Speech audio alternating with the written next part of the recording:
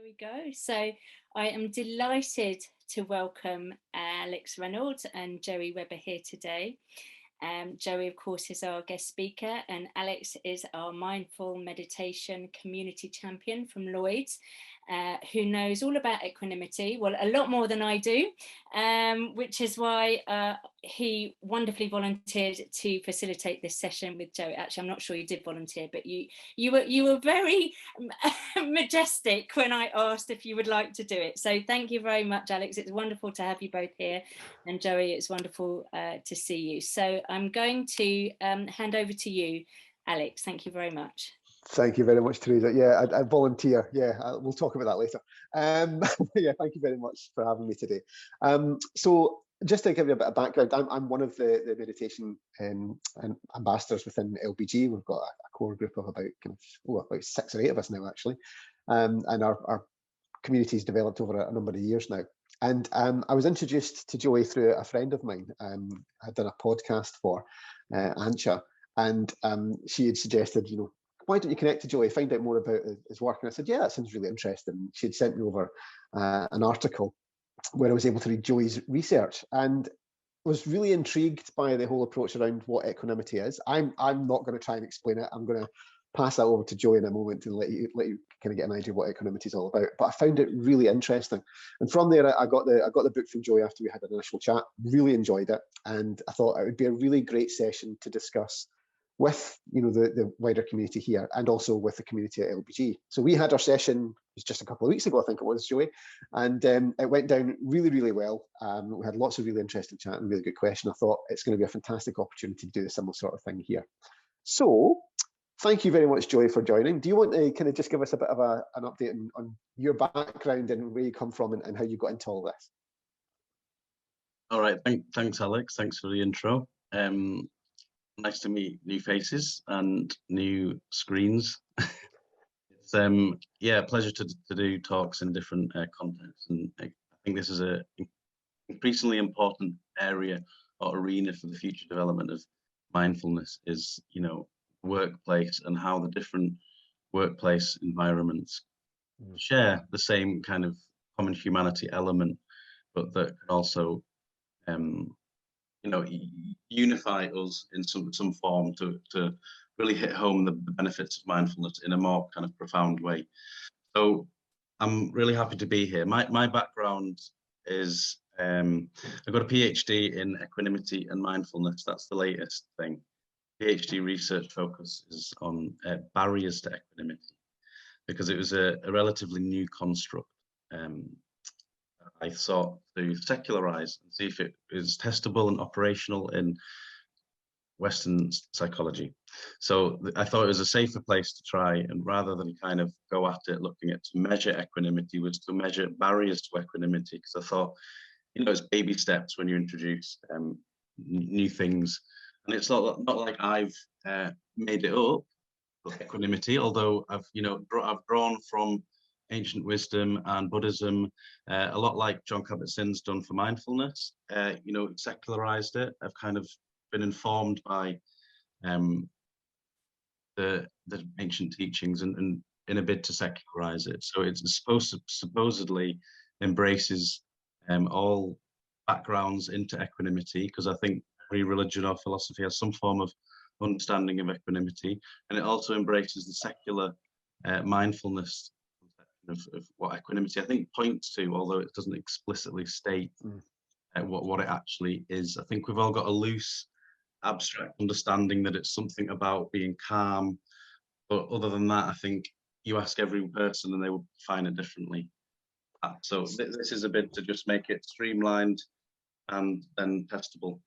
And so sorry, I was just going to say, for the people on the call, do you want to give us an idea of what equanimity is and how you defined it in your work? Yeah, okay. So just to finish off the background bit, the latest is the PhD.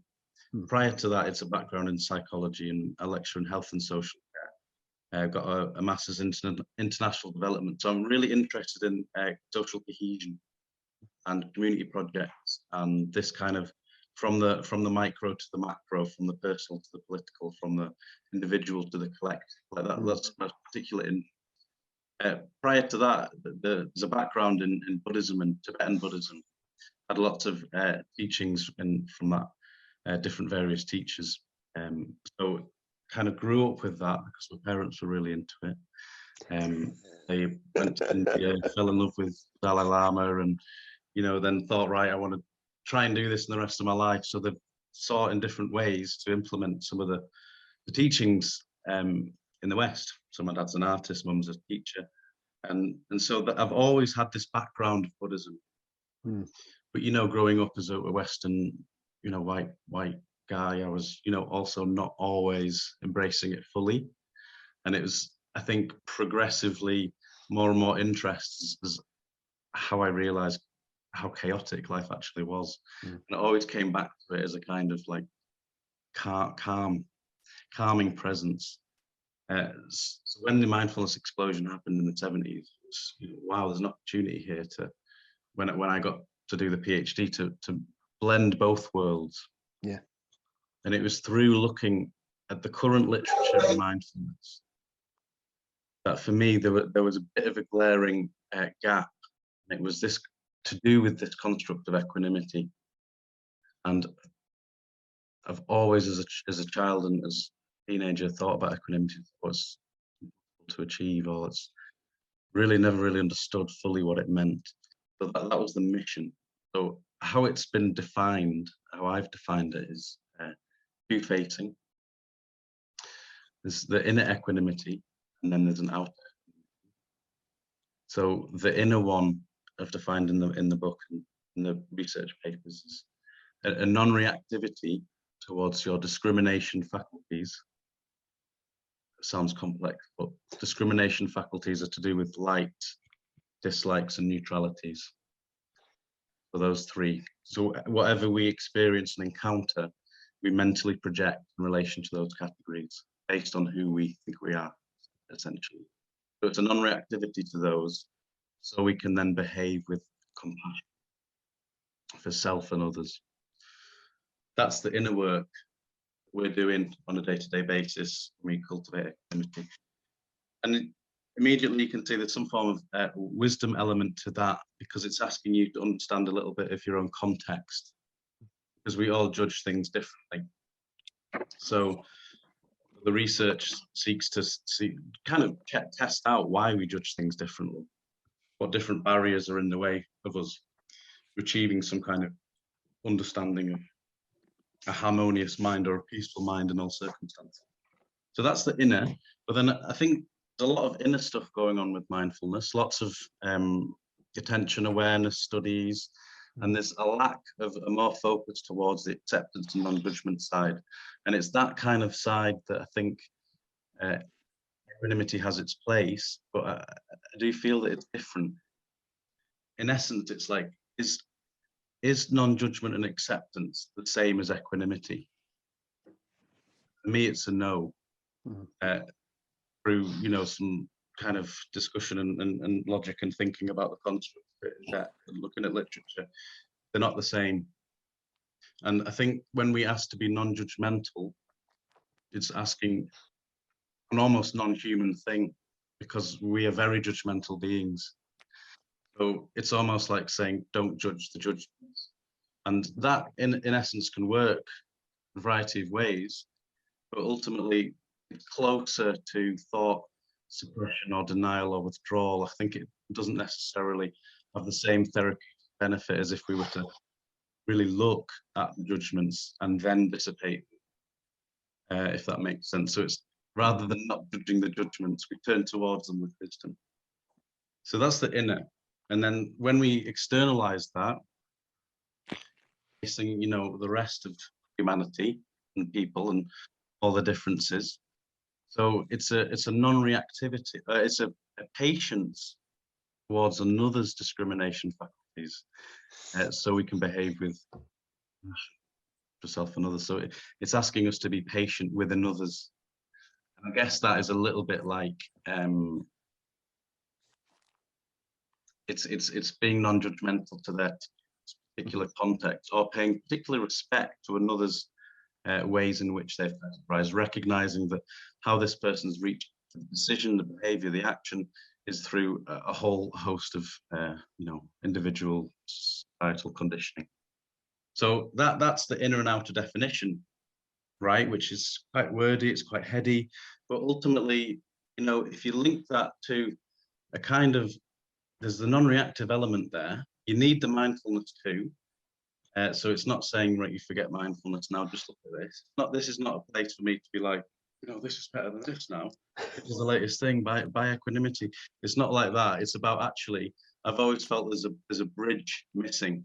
And there's a lot of work on mindfulness, and there's a lot of work on compassion, resilience, and all this stuff. And there's actually, in my opinion, not a suitable roadmap from mindfulness to compassion.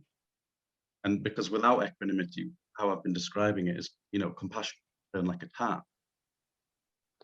Very easy to be compassionate towards people we like, people we love, our friends, people that are nice to us. I'll, be loving, kind to everyone, and it's really nice, and I hope you don't suffer, etc. Easy as well to the people we're neutral towards or don't have anything to do with, because we can kind of imagine them as decent people and send compassion there. But when it comes to the difficult people, the challenging people, people that have hurt us in the past, compassion turns off. And it's that particular bit that I'm really interested in, because that's the most inner work that you can do. And so those categories, although they sound so simple, like dislike, neutrality, when you look at emotional awareness and things like that, you quickly realize that a very small like can evolve into kind of like over attachment or overindulgence, or a kind of grasping, I need the next kind of pleasure thing, need this, need that, and there's a lot of loss and hurt and pain that can occur from not getting what we want. And that's all to do with the like, kind of, and our relationship and attachment towards the like, or which then love, or and then the dislike as well. It can start off small, like, oh, we don't like that. They sent something in an email, and then quickly it escalates in our mind, and then suddenly it can be like an immovable position of like, no, we don't communicate, we don't get on, conflict. And the dislike can very quickly become anger, it can very quickly jealousy, it can very quickly hatred, detest, and and so I always find it interesting when we're talking about mindfulness and being good people and embracing common humanity and embracing compassion, that how are we working with those that are particularly challenging? That's the torchlight that I want to shine on and be like, okay, real with this. It's not like to criticize people or I'm part of this, but it's like, that's the real work there. And it's very easy to be mindful when we're peaceful, but also how do we do that in the reality of world, which is multifaceted and complex, especially in the working world? And are our transactions and behavior completely ethical, or do they come from a place of self-centeredness with lacking kind of, thought or aftercare for the individual? So I'm very interested in that domain of how we move mindfulness into a more collective level and how we relate to each other. And so I've met some real mindful, not nice people, and mindfulness without ethics, it's just a form of attention training. And it's very, very crucial if you're looking at some kind of bigger picture or virtuous qualities, because you need the mental stability in order to work with the other stuff. So the meditation of mindfulness of breathing and presence, we have learned neuroscientific that our minds and attention is completely all over the place. And so we need that mental stability. It's absolutely vital. And we've seen what excellent work it's had in relation to stress management, etc.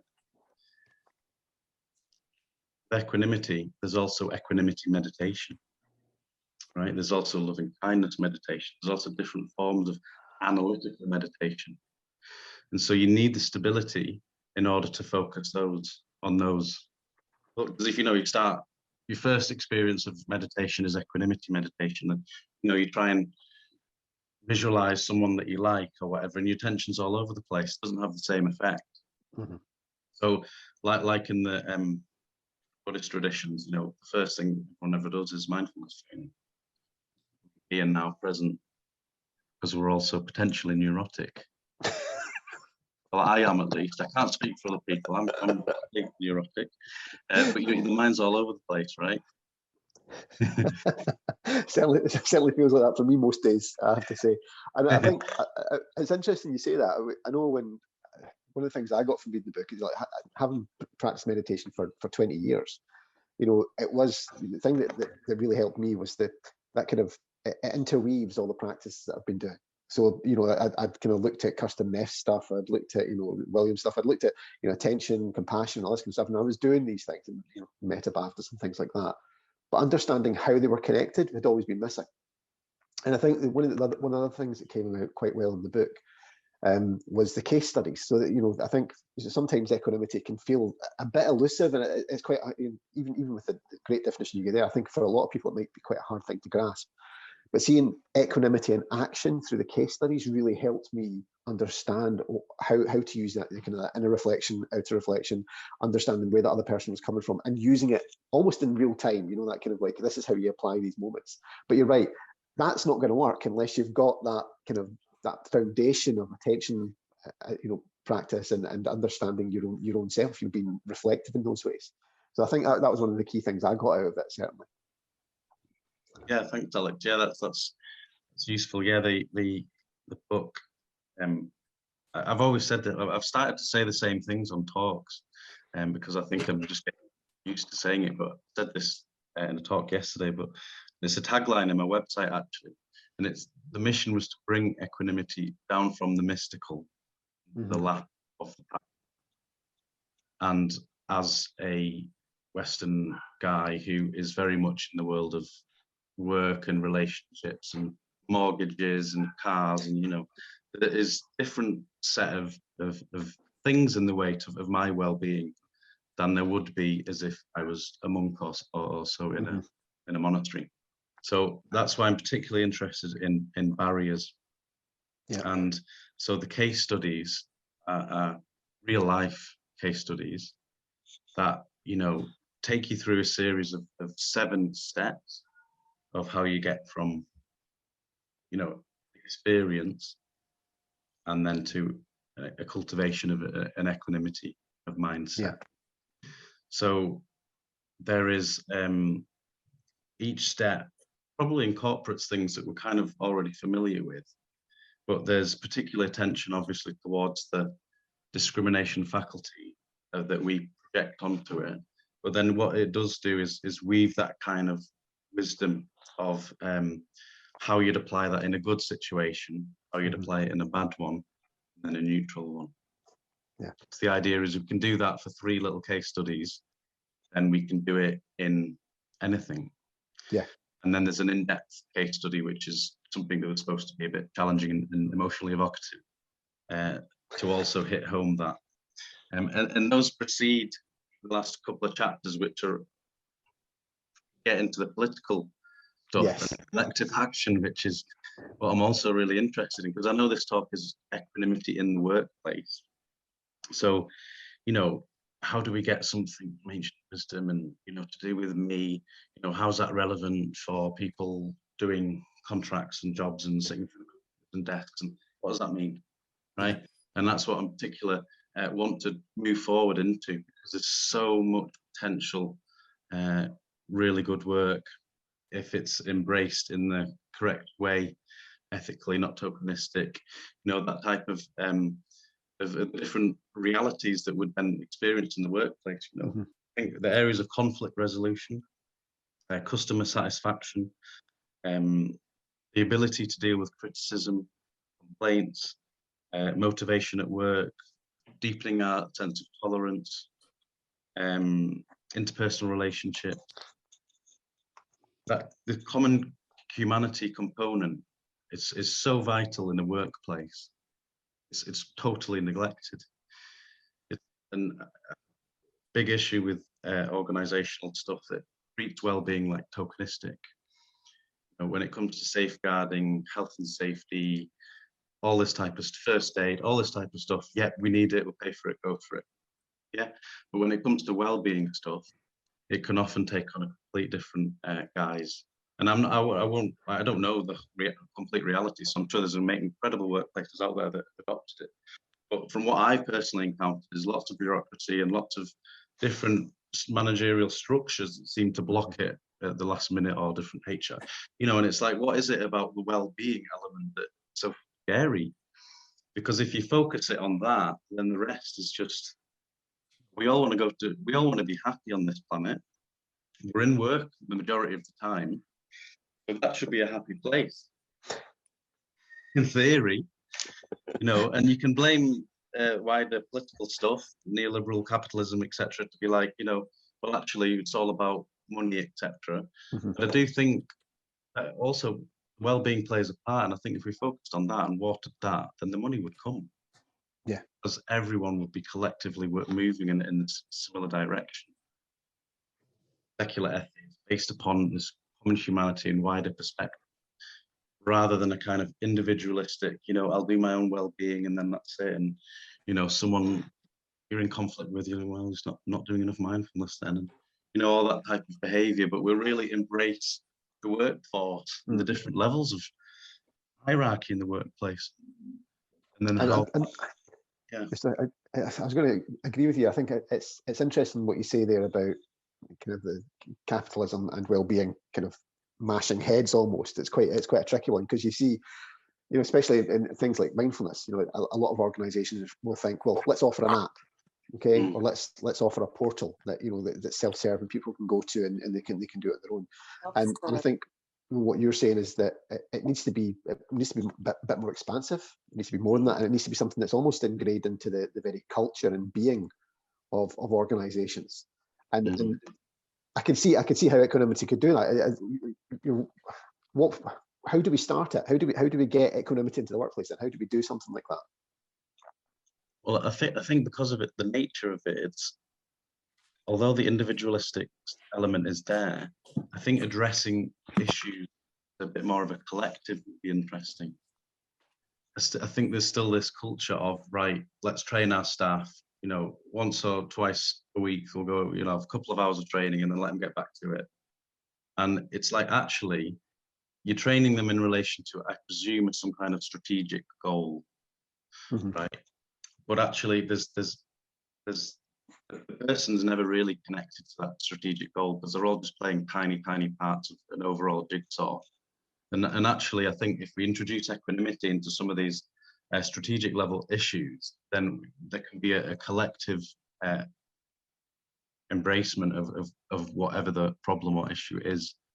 So there is just understanding of all from all sides. The biggest issue I always have in the workplace, or perceive others have in the workplace, is a lack of connection. It's a kind of, people have certain colleagues that they like, there are certain colleagues that they like, and there are loads of others that are neutral. And you just see it all the time. And I think it's because I'm shining a torchlight into this, but I just see a lack of equanimity in everything.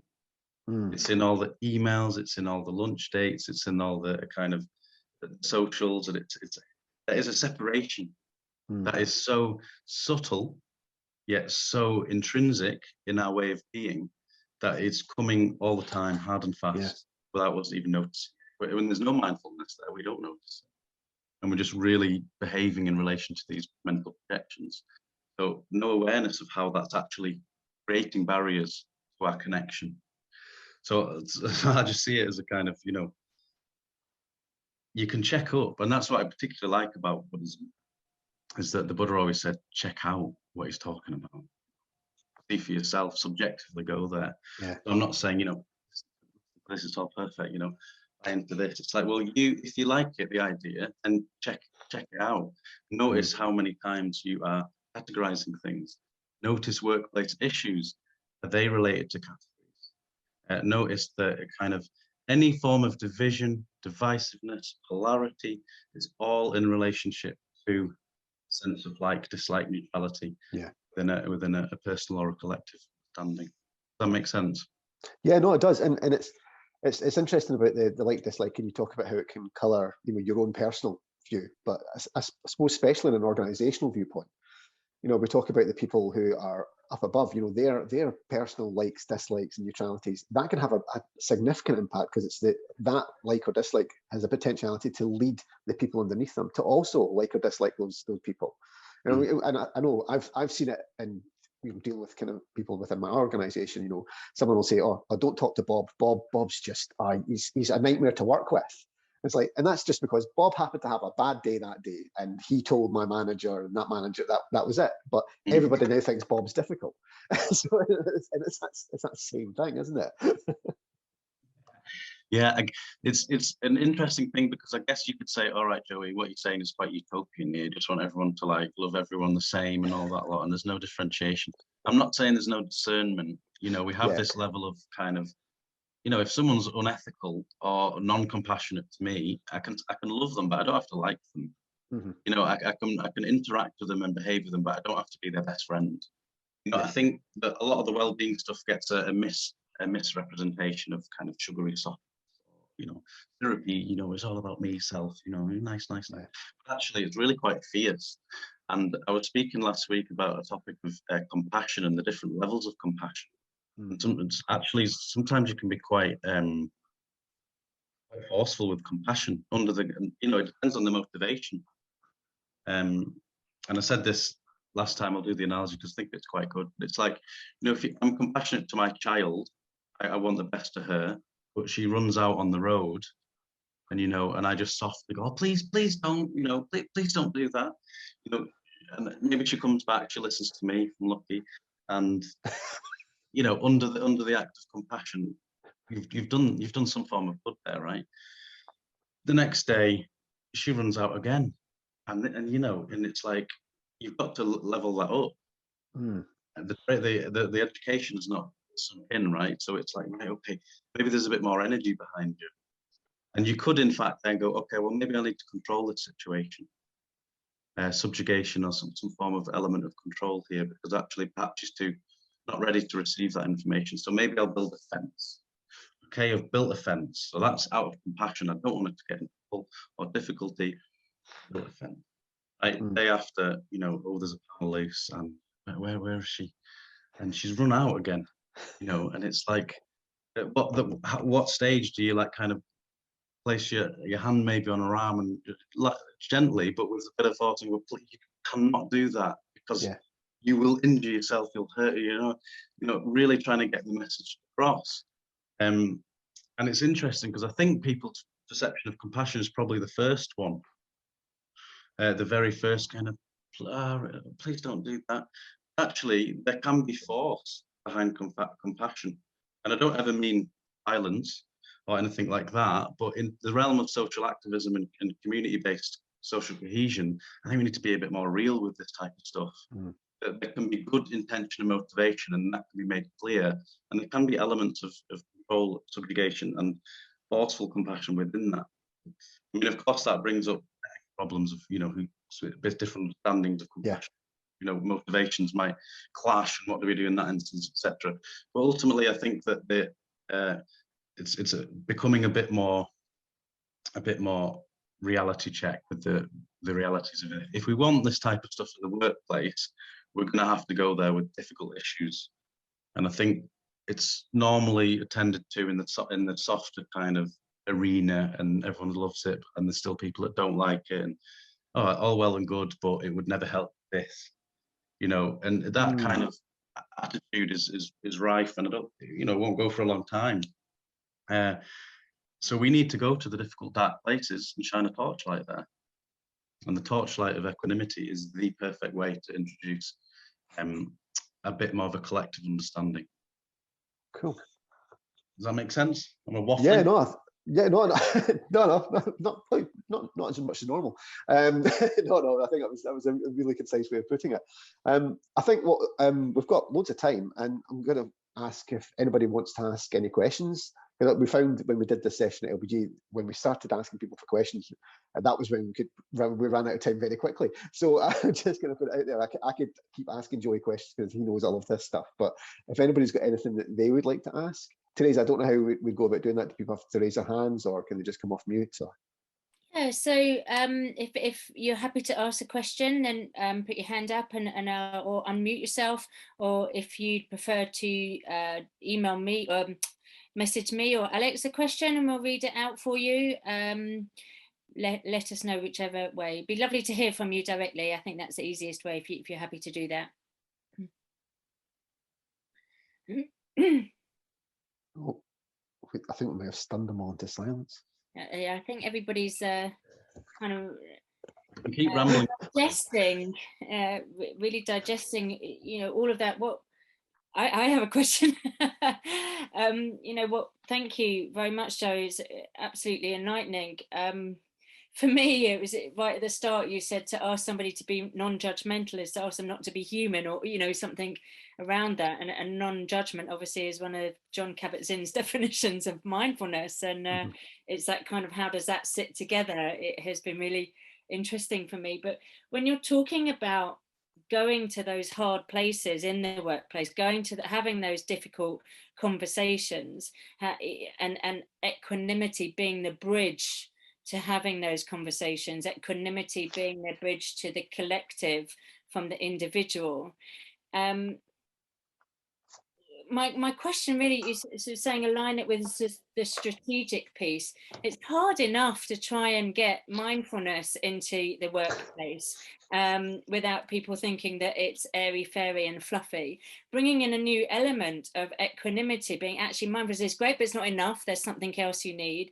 I'm just wondering how you then kind of project that into the workplace as this is the best, or not the best, but this is, possibly a more efficient or effective way to get to the collective. A lot of people think I'm not bothered about the collective because I'm busy, I've got to hit my deadlines and I want to be home by 4.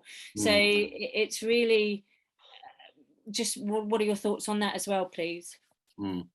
Okay, so firstly, I don't think that equanimity goes against what Kabat-Zinn says. I think when these definitions, it's interesting, in the Tibetan tradition, I think monks and nuns, they spend 2 years just looking at definitions. So I think, we've got, we want one definition and to understand it because it makes sense to us. But ultimately, like, we're drawing attention to mindfulness, and that was his goal, right? I've talked to him about equanimity in a conference in Spain, and quite seemed aligned to it. And I was speaking to Shelley Selke yesterday, founder of Pandemic of Love in America, which has been quite, and she was saying that he definitely looked at actually now the fact that there has been this element of mindfulness-based stress isn't enough. We want to look at the compassion-based stuff, and I think there's a correlation there. It's not like this is new and different. But I think non-judgment and acceptance maybe was perhaps the way of looking at also that too. But now what I'm saying is actually, look, we could conceptualize that better, and actually that's really need the torchlight on these likes and dislikes. So I don't think there's a different thing there. Thank you. And also there is when our equanimity in the workplace, mindfulness is very much part of it. And I think like that question and that relationship, understanding of the Kabat-Zinn is not too dissimilar. I mean, mindfulness, there's in some ways we have this thing of needing to look at things linear, but I think actually what I'm saying here is that mindfulness and equanimity are kind of similar. They're very similar. If mindfulness is the foundation to equanimity, I would say equanimity is the foundation to compassion. I think if you just do mindfulness training, we will naturally do a little bit of equanimity training, because I think we naturally would also come to our own potential wisdom and understanding of the role of self in relation to others. But what I'm saying is, like in the gym, you can go and do different things, different muscle groups. It would also help if we just do equanimity too, because there's different equanimity meditations. When there's compassion meditations. So this is part of the picture. This is not a separate picture. I've not, different canvas. No, look at this painting. This is better. This is on the same painting. Going, how about that brush stroke?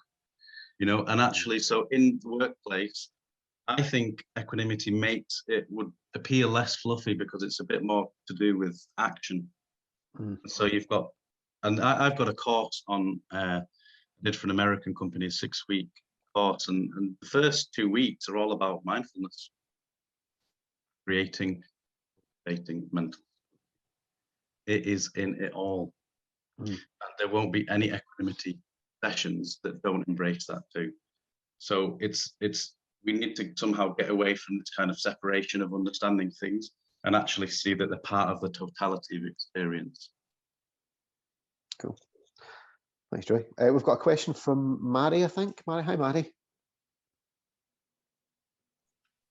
Hi, Alex. Hi, Joey. Hey, Mary. Fascinating talk, Joey and Alex. Thank you for bringing this to certainly my attention. Joey, I've been sort of trying as best as I can to try and embed mindfulness into the fabric of HSBC for the last 10 years, as many of my peers on this call will know. So a lot of what you've said resonates, particularly some of the comments around the tokenism that seems to happen. I guess one of my questions, and it may not have any relevance to what you're saying, but quite often what comes up for me from people who've done courses or engaged in any of our resources is how do they actually embed a practice, or the barriers to actually practicing mindfulness, and I'm using that in its broadest sense of its term. We don't really talk about equanimity, I'll be quite honest, and I think it's something that I think would be possibly useful for us to include. I just wondered if you had any thoughts on how maybe addressing that question of embedding and really embracing the concepts into our personal lives, which I think is what is fundamentally then going to help properly embrace it and embed it into the into the working corporate life. Whether there's any elements of equanimity that you might suggest there that maybe we've missed, and maybe it would be a good thing to focus on. Thank you. So there's a teaching I watched, and I'm terrible at names, and I know you're supposed to be really good at reciting people in these type of talk. I'm terrible at it, so I'm apologizing. But I forgot the name, but I watched this amazing talk, and it was a Tibetan teacher, and he was showing the amount of time one should meditate. And he basically gave the analogy of a horse chewing the cud. So cud, like, in the fields. Basically, the horse chews the cud all the time. Every single time it's in the field, it's just chewing the cud. When it's called upon to action, maybe it's taking buds to somewhere. I mean, it's quite old-fashioned now, but running, getting a jockey on its back and winning the Grand National, it does its job. It performs, right? But even in the moments of it, in between performance, it'll be doing the cud. And and so sometimes I think it's fascinating how we kind of separate everything all the time. We can be mindful doing our jobs. We can be equanimous doing our jobs. We can do a job that's we're particularly mindless at, and we're non-equanimous too. But then we can be chewing the cud afterwards, and we rehabilitate it back into practice. So it's really a little bit about saturation of understanding in terms of actually there is not something separate. These skills are within me, and if I allow them to be and naturally rise, then the more and more I do it, the habits are then neuroscientifically created, and this will become a normal part of my routine and day-to-day practice. So it's not a separate thing here. We're human beings, and sometimes we're mindful, sometimes we're mindless. But we're only as mindful as our last moment, or this moment. We're only as mindful as this moment. So no matter how much training we think we had, or how many weekend workshops or 8-week stuff, we bought this course, and I've done that, it doesn't matter if the next moment you're not mindful. So it's like, we take on the stuff, we embrace it, but then we seek to implement it. And I think each individual would have a different relationship with that, because each individual will have different barriers to that. And so that's why I like to shine the torch on barriers, in order to make sense of a person's contextual understanding, what they're bringing to the table, and then what is expected of them on the table, you know. So it's like, that's the kind of thing I think is we need to look at a little bit more, because I think, you know, we approach things collectively, but we ignore the fact that individually we're carrying so much different forms of baggage, and without any training that's looking at the baggage, then there's always going to be differences in people's perceptions of it. So some will be more mindful than others, some will have more issues than others, and it just goes on. Tokenistic piecemeal stuff.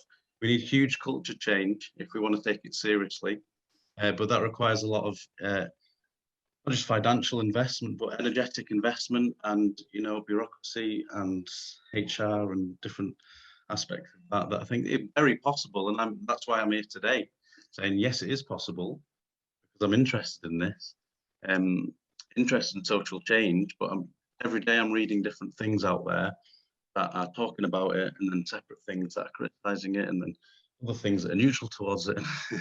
I think equanimity is the thing that actually, come on, as a collective, let's move into a better space. And, you know, in 10 years, I'll write another book saying, you know, why equanimity is not enough. Maybe indeed. Yeah, no, I know it's certainly the focus on the barriers. I mean, for me, I have been, I admit personally, as well as in the workplace context, fascinated by the barriers and the self-sabotage and the excuses that we make, and the obstacles and the achievement, the fact that I need to get this right and make it a thing now. I suspect from what you've just said is something that we're probably not helping, certainly with when we're doing it at the bank. So I think there's a lot there that we could play around with, but I think we have a good opportunity to. So I'd be really interested to follow up with you on that, see if there's something that we can maybe trial in a smallish way, you know, as part of what we're doing next year at HSBC. So that'd be lovely, Marie. Yeah, thank you. Thanks for your comment. Yeah, nice one. Do we have any other questions? Yeah, I had a question. Yeah, I had a question. Like, so I'm sitting here and just really letting that talk sink in, and there's just something about, I don't know, the words meeting people where they are. Because when I hear the word equanimity, to me personally, it just feels, and I'm talking about it really personally in my life right now, where I am, where certain things I cannot be equanimous with it. And I say that with, you know, so I'm sitting in a place of how can I be kind to myself? So I don't know, I'm struggling to understand where equanimity sits in this. Okay, all right, thank you. So yeah, it's good. It's an important question to consider, and I think it relates back to this whole idea of discernment and things that ultimately we will always regard as right or wrong, right? Morally, perhaps right or wrong. And I think what the equanimity piece does is, you know, at first glance, it might be like, oh, you're just asking people to be kind to people that are horrible to them. And that's not going to work, because it's going to make them feel worse and things like that. I think at first glance, it might have that. I think actually, if you do a bit of analysis and a bit of looking, checking out, I think that the actual outcome would be an empowerment for you yourself over whatever issue.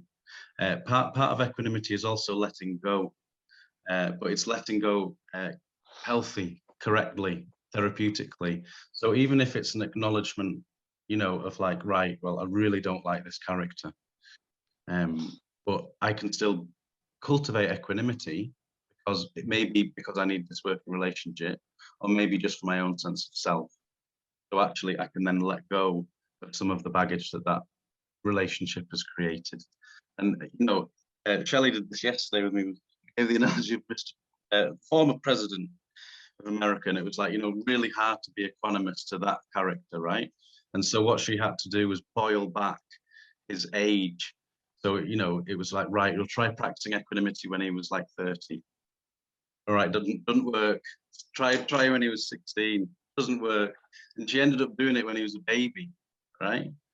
And I thought that was quite powerful, because it's like, actually, people, all babies, don't want happiness. All babies want love, cuddled, they want to be fed, they want to be nurtured. They all want that. I'm not really sure that you'll see a baby that doesn't want that, but I may be wrong.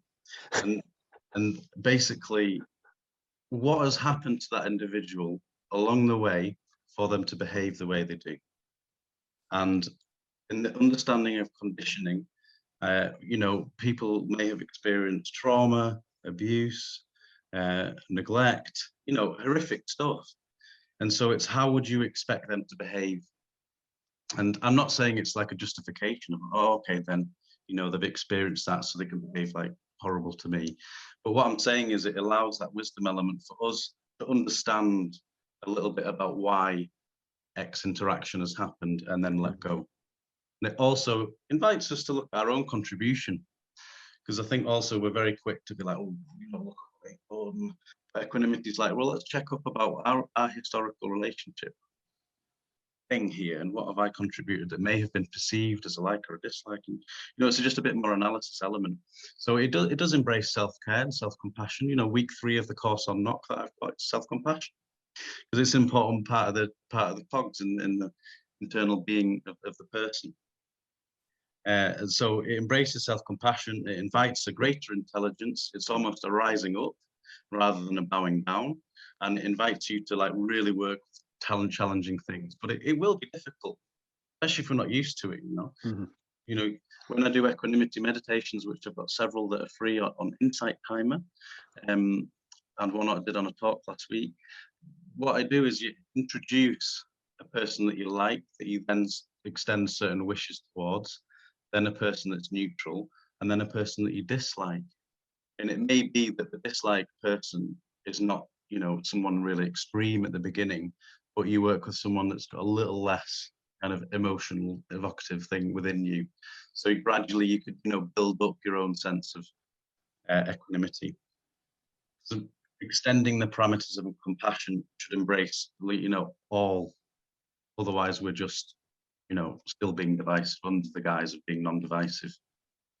But very difficult, and I agree, and I struggle, and I always will struggle. And this is something that I don't think is going to be a quick fix either. It's a lifelong practice, and it's the same as mindfulness.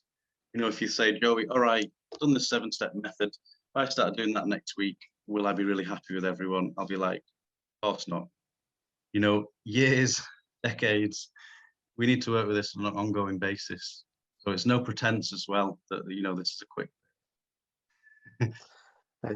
Thanks for that. Great question, Razia. Thank you very much. We've got a couple of more people put their hands up. So Robert, is your hand still up?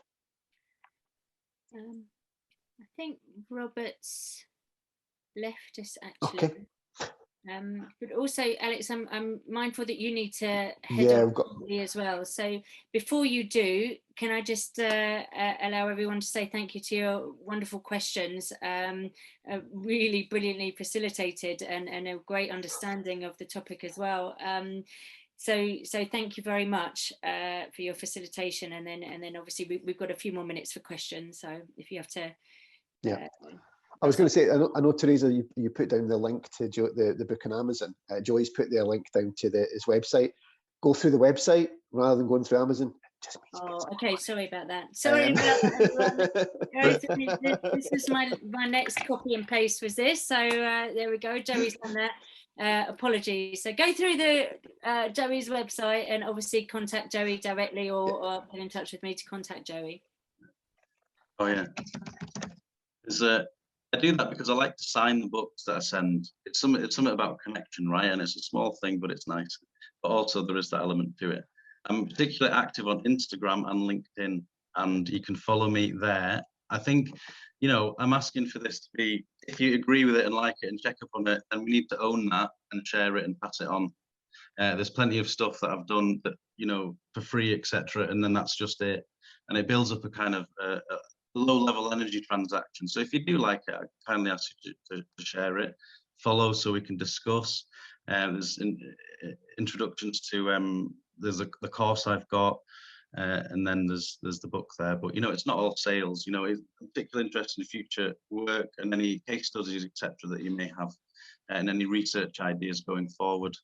The idea with the course is that I want to have this equanimity family that we're all kind of from different backgrounds and institutions come into, and we can all, there's a community chat in it where we can all ask questions, etc. It's a digital course that you work on your own time. Yeah. It's quite a nice, gentle introduction into what it is I'm, you know, talking about and how this might manifest in reality. But yeah, I think talking so much about connection, and sometimes I feel a loss afterwards of like, oh, that's it, and never hear from anyone. So please, you know, stay in touch. My details are through the website, like Alex and Teresa have said, and been so kind to host and invite me, Teresa, and it was lovely to meet you. And then obviously to do that talk last week, Alex, and then now to meet new faces. Yeah. Right.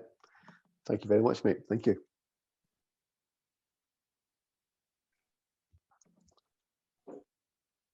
Teresa, you're on mute. Yeah, so speaking as always after you.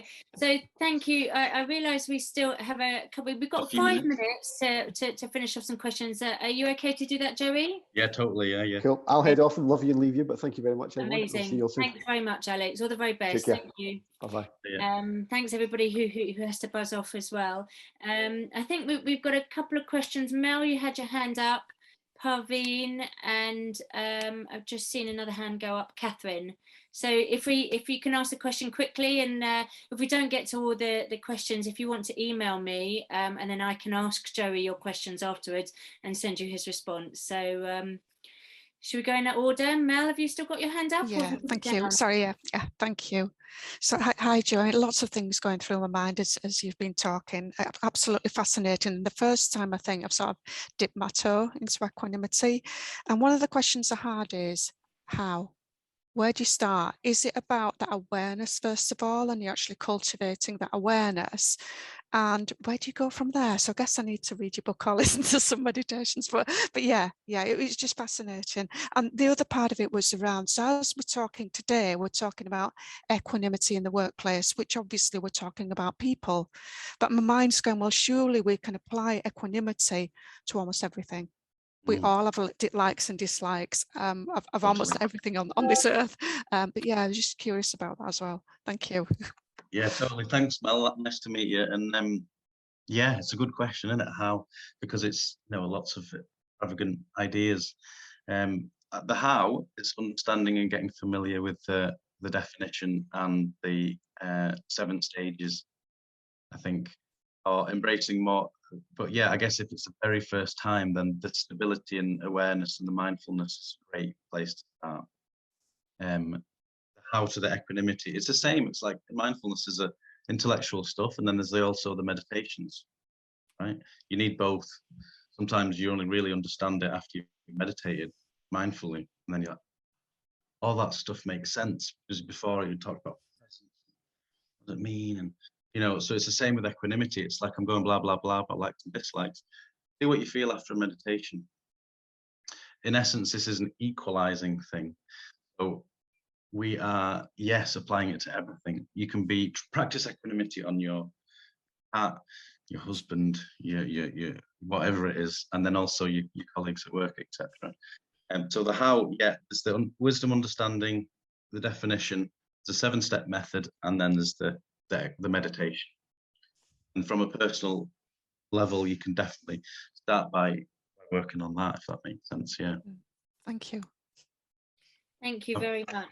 Thanks, Mel. Great question, and thanks for the answer there, Joe. It's that how that's really gets us onto the journey of how do we actually apply this? What's the practical application? So that's really helpful. Thank you, Catherine. We have 2 minutes, so if you would like to ask your question, and then Joey, if you can provide a really quick, super. Go ahead, Catherine. Oh, we can't hear you. We can't hear you, Catherine. There you go. There we go. My question is this: I'm an artist. I'm a classical singer, and I'm doing a degree at Oxford, looking at the role of the creative mindset in leadership. And my takeaway as I do my reading, and it really resonated with me when the tokenization term was used today, because I feel like part of the artistic process is inclusive of mindfulness and equanimity. And I just wondered if that would be one experience, as you were alluding to, where it's baked into the process instead of this other thing that we're trying to add on top. Yeah, I think that's lovely. Yeah, I would say the emphasis on the process and the benefits of the process. Typically, we always have this end goal, and we only see if we've done well or good, you know, if we've achieved, and all of the process stuff gets kind of overlooked. But actually, it's the little tiny process bits that have made the whole, but we're not particularly used to paying attention to that, nor might we want to, because, you know, that might contain elements of failure, etc. we dislike, and, you know, so I totally agree that, yeah, it's a much more emphasis on process, and I think the artistic leadership, etc., embraces that fully, doesn't it? But I think, have you frozen? I'm not sure, or if I've frozen. I think your internet's come. Yeah, I think Catherine's frozen, but I think Catherine was out and about anyway. Oh, there, you're back. Back. Okay, that actually brings us right on to 2 o'clock. So well done, Joey, for managing to answer that right bang on time. And just an enormous thank you to you for sharing your insights on this, you know, absolutely fascinating topic. I will be getting the book, so I'd love a signed copy. That would be amazing. Thank you. And thank you to you all for everybody coming along today. It's been really great to see you, and I know everyone is would like to say a big thank you to you, Joey, as well. So thank you very much. Our next webinar is on the 8th of December, Harder to Reach Communities, and so look forward to seeing you all again then. Take care, everybody, and thank you very much. If you want to unmute and say goodbye, that would be great. Thank you. Thanks for coming, guys. Bye. Thank you. Thank you. Thanks for your questions. Thanks, Joey. Thanks, Fraser. Thank you.